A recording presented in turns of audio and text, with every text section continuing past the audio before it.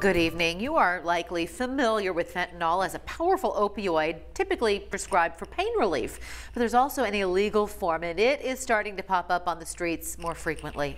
And Local 5's Carson J.S. Reichart spoke with those who are often first on the scene to an overdose. He shares the risks the drug poses and what to do in the event of an overdose. What is fentanyl? Well, it's a synthetic opioid usually used to treat severe pain. It's also a highly controlled substance, but more and more Iowans are encountering it on the streets. Recent discussions about fentanyl in Iowa start in AMES. AMES police shared a Facebook post saying they recently responded to 2 medical calls involving opioid overdoses. Victims reportedly thought that they were taking oxycodone, but instead, the pills contained fentanyl.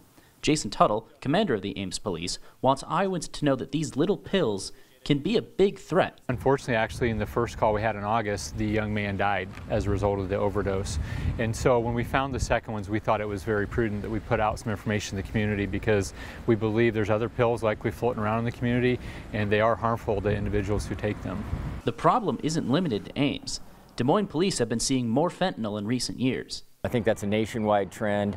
The problem with it is that it's so much more potent than what people are used to when they're taking pills. That increased potency is what makes fentanyl so dangerous. It can be over 50 times stronger than morphine. So what should you do if you suspect someone is overdosing? Call 911 immediately. First responders need to treat the overdose, which they often do with NARCAN. And if you're worried about getting in trouble for making the call, you can rest easy thanks to Iowa's Good Samaritan law. If you stick around until the medical folks get there and you provide them your information, then you can be immune from being prosecuted for being potentially in possession of some type of substance. Because again, our ultimate goal is to get these individuals medical treatment. In AMES, Carson J.S. Reichart, Local 5 News, we are Iowa.